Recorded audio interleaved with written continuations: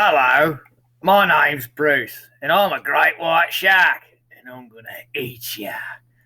This is something I'd love to try someday when the kids are old enough that I don't have to feed them anymore. Oh, it's gonna be fun. Till that day, of course, let's just talk about this. I go surfing, I go scuba diving, but I'm not worried about great white shark attacks because they're really rare. So I want you to use an energy pyramid to explain why great white shark attacks are pretty rare, even though they happen like once every couple of years at the beach I surf at. Go ahead and write it down. See if you remember your stuff from 8th grade, 9th grade, whichever it was. Cool. Now we're going to dive into it. If we look at this, of course, to build an energy pyramid, the first thing we should recognize is we have to build a food web. And the energy pyramid and the food web, either way, would all start at the same source. It would start at the source of most energy on Earth, called light energy from the sun. So if we look at the sun, it's pouring down its light energy, and who can utilize that stuff? There are these wonderful things called primary producers.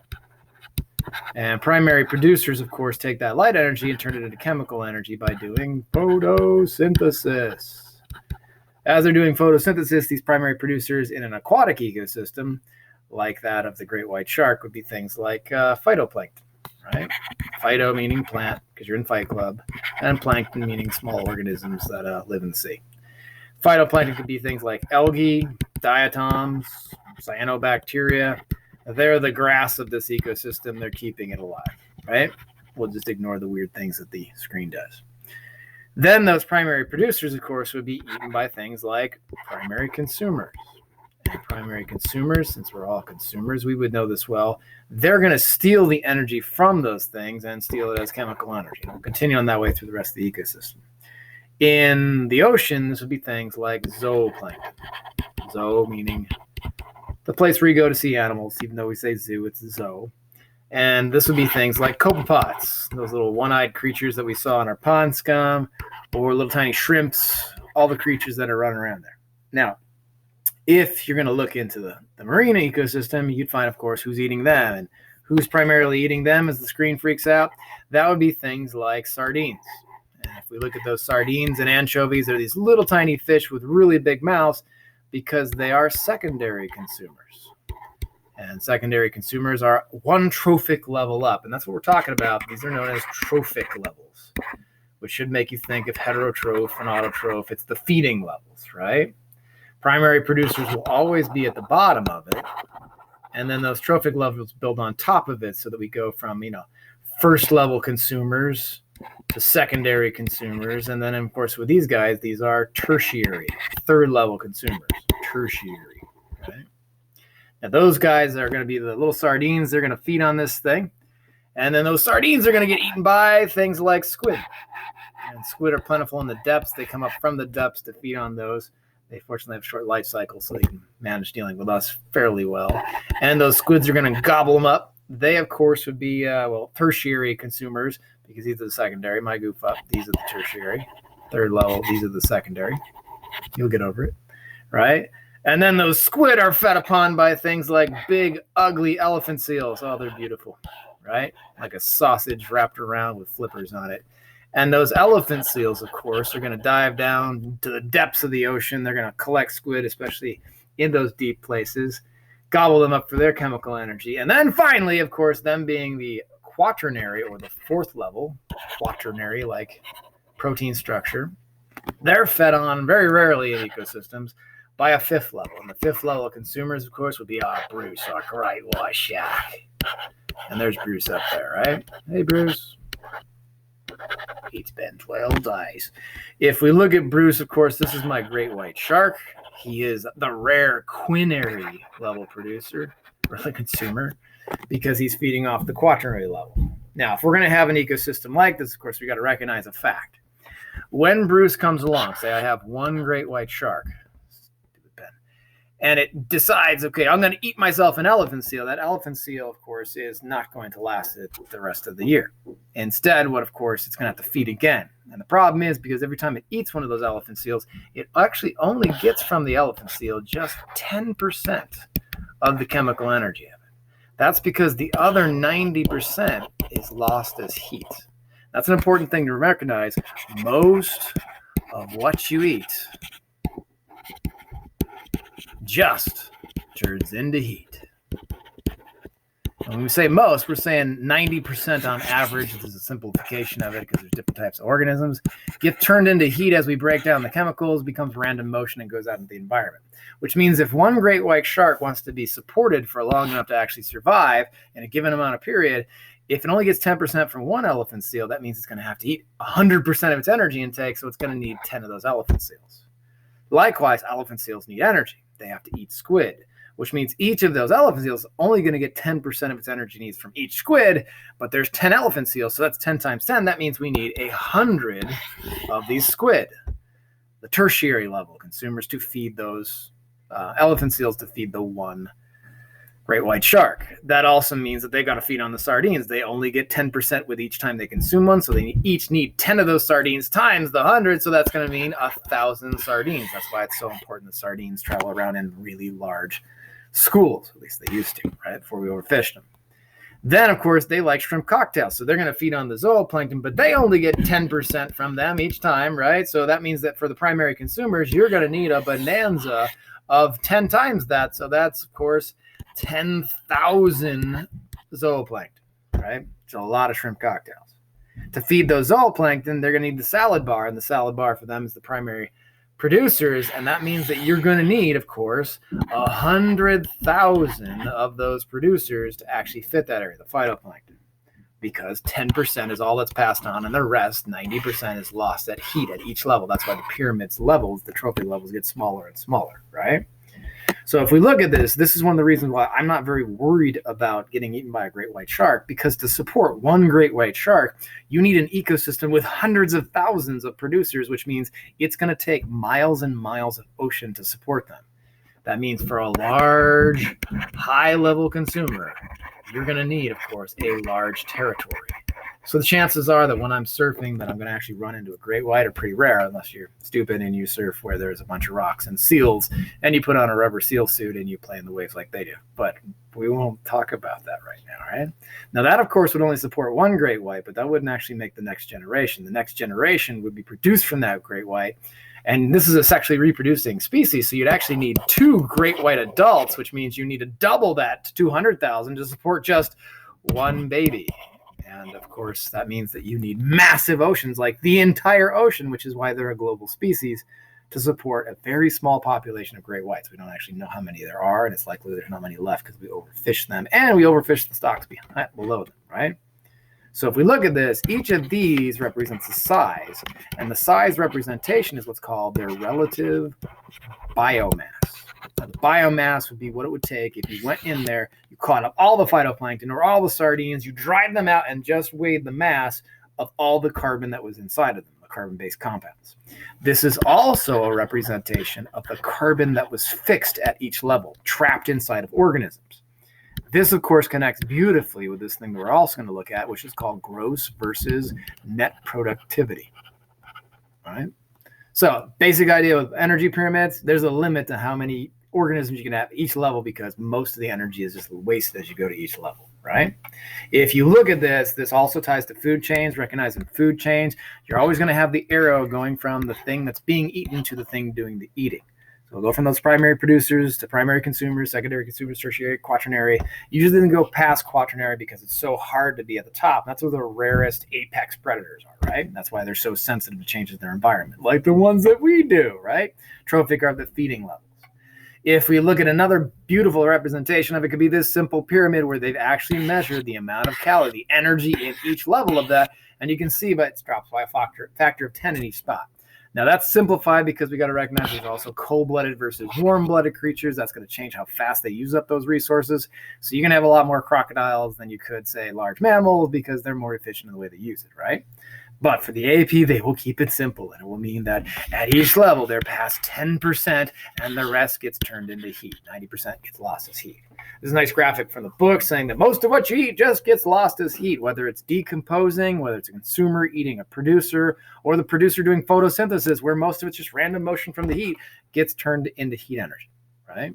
That means that the energy is leaving the Earth system. It's an open system for energy, but the carbon is trapped. It's like a closed system being controlled by an open system, the open energy system versus the closed carbon system. We won't even talk about comets, right? Now, digging into that further, you can notice that the energy is flowing in and out of the open system, and the nutrients are trapped inside of it. It's like the secret to life, as energy causes those changes, making and breaking bonds, turning into heat energy being lost, right? If we look at the other part that you had to get prepared for this, it was to go through and do the lab bench DO lab quiz, right? And there's this poor little fish. The fish is sitting on a heater. Why is it going to die on the heater? Well, it's because he's going to drown. Fish can drown too because they still breathe oxygen.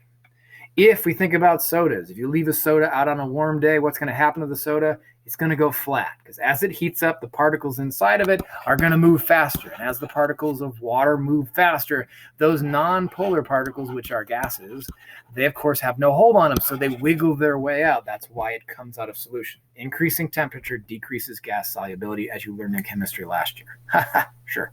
Now, the other part of this, and you should write this down in your notes, factors that affect DO are some pretty clear ones. The biggest factor is temperature. So if you increase temperature, you're going to decrease the DO. It's going to wiggle out faster. That's why we're worried about huge parking lots like at Fred Meyer and stuff that are heating up the runoff water that runs into the Cedar River, right? That's why the Cedar River was so cold, because the colder it is, the more you can have oxygen in it, which means more salmon.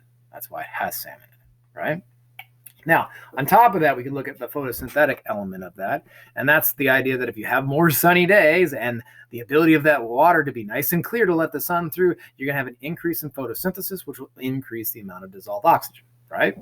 More photosynthesis, more oxygen. Summertime is the time that you see life in water, right? If we look at the third part of it, we can look at all the dead stuff. As dead stuff and poop from humans and other creatures decomposes on the bottom, that poop is food for bacteria. What we call that is, of course, the fact they're going to burn it is called biochemical oxygen demand, or the BOD. So the more microorganisms there are, or the more poop there is for them to eat, the faster they're going to eat up that oxygen, which kind of explains all the dead zones at the mouth of every major river where humans have settled. Lots of human poop, lots of organic matter means lots of bacteria breaking it down and sucking all the oxygen in the ocean. And then all the fish die. If we look at the other parts, that's to do with mixing and turbulence. Aeration is a big part. The Cedar River is loaded with oxygen because it has rapids, salmon-like rapids. They come to fresh water because fresh water has, of course, more oxygen in it. It's nice and cold. This is why, if we look at the ocean, the storms that hit our coast in the winter time are so important for the ocean because they churn it up. They fill in the bubbles, man. And with the bubbles, that means more oxygen for the fish and other organisms like zooplankton to feed on, right? To use to do respiration. If we look at saltwater tends to have a lower oxygen concentration because the parking lot is already full with ions, so it's harder to fit in those oxygens, right? That's why the salmon, once again, move into freshwater, because the eggs will develop in a place that is less crowded with salt and allows more oxygen inside of it. It's nice and cold. So then questions that are pretty important and typical AP things: which environment has a higher DO, saltwater or freshwater? Freshwater, because it's got more room to fit the oxygen in, right? If we look at which environment has a higher DO, would it be the warm or the cold? It'd be the cold, because the colder it is, the more dense it is, the better it traps the gases inside of it as Mickey Mouse crowds it into there. It's the cold soda idea. If we look at the third part, which environment has a higher DO? A clear pond or a pond heavy with green algae?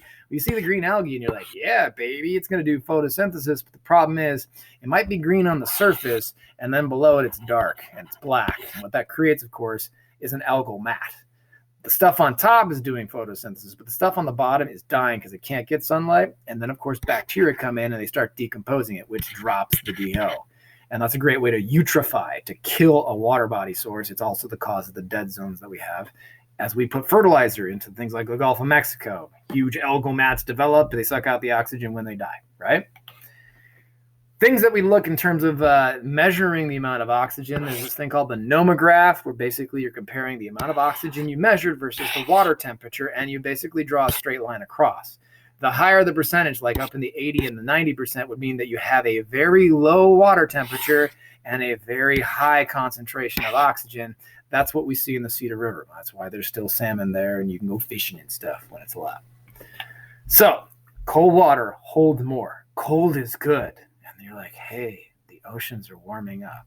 Yeah, it's kind of a problem. That's why everything keeps suffocating in the summertime, right? Now, we're going to talk about this thing called the Winkler method.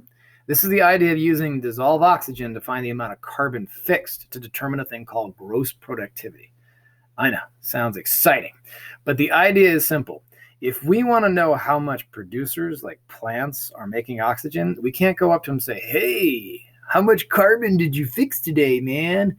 Without killing them. We could take them out, dry them, and measure the carbon. But instead, what we do is we want a measurement so they can stay alive. So we use the DO, how much oxygen they produce in photosynthesis, to figure out how much CO2, carbon, they have fixed, how much sugar they've made, right? So the way that we do this is kind of weird. We're going to look at primary productivity. It's the rate at which producers produce organic compounds in an ecosystem. It's how much carbon they fix, which means how much CO2 they've trapped into organic things like G3P, sugar, and how much oxygen they produce as a waste product from that. So we can use those connected together. When we look at that, the idea is that there's this thing, of course, called gross productivity. That's kind of like gross pay. If you've actually got a job, which you're AP kids, so you probably don't have time for it, but you should get a job because, grow up. If we look at gross productivity, that's how much pay that you got paid. And it looks so good because it's huge. This is like how much oxygen the plants are making. And they're like, wow, that's a ton of oxygen. And then this thing called taxes comes in. And when the taxes show up, of course, you get sad because it's taking away to build roads and sewage treatment plants so they can pump it out of the ocean. But the basic idea is it takes that away. In an ecosystem, the taxes is the amount of oxygen being used up to do respiration, right? Whether it's by the bacteria or by the plant itself. In the end, what you take home and you actually see is this smaller amount is your net pay. That's how much oxygen is left in the ecosystem after the tax of respiration has been taken out. It's the surplus oxygen, right? It nets out of that thing.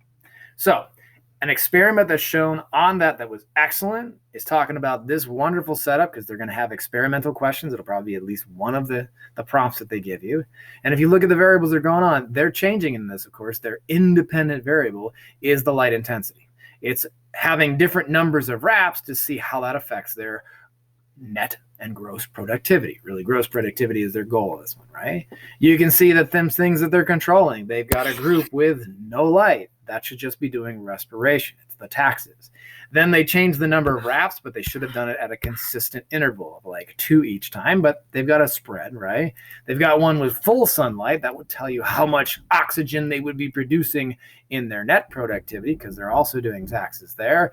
And then we'd expect, of course, the amount of oxygen produced in net productivity would go up as you have less wraps, greater light intensity. Then there's this graph. So pause me. Go get your lab book, open up to page 120, and find this graph. It goes with the lab. This is the light-dark bottle method for determining gross productivity. Stop, pause, go get lab book, come back, open page 120. Cool. Now, if we look at this graph, it looks a little weird, but you should add some notes onto it or draw it into your ETD right now. The basic idea is this. You're measuring the dissolved oxygen, milligrams per liter. You're looking at over a 24-hour period of time, and it's got these sections.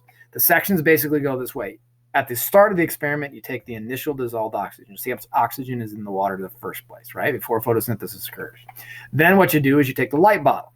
In the light bottle, it's getting hit with light, so it's doing photosynthesis and respiration. It's a living cell, right? Then you compare that to the dark bottle, and that, of course, is covered up from the light, so there's no photosynthesis, but it's alive, so it's still doing cellular respiration. Taking its sugars, burning them with oxygen, using up. So if we look at this section is the extra dissolved oxygen that's made by the producers, right? That's netting out of it. This would be the oxygen that's being used up by biochemical processes, such as the plant doing respiration or microorganisms. So what this is this is the taxes. This is the respiration rate, oxygen pulled out.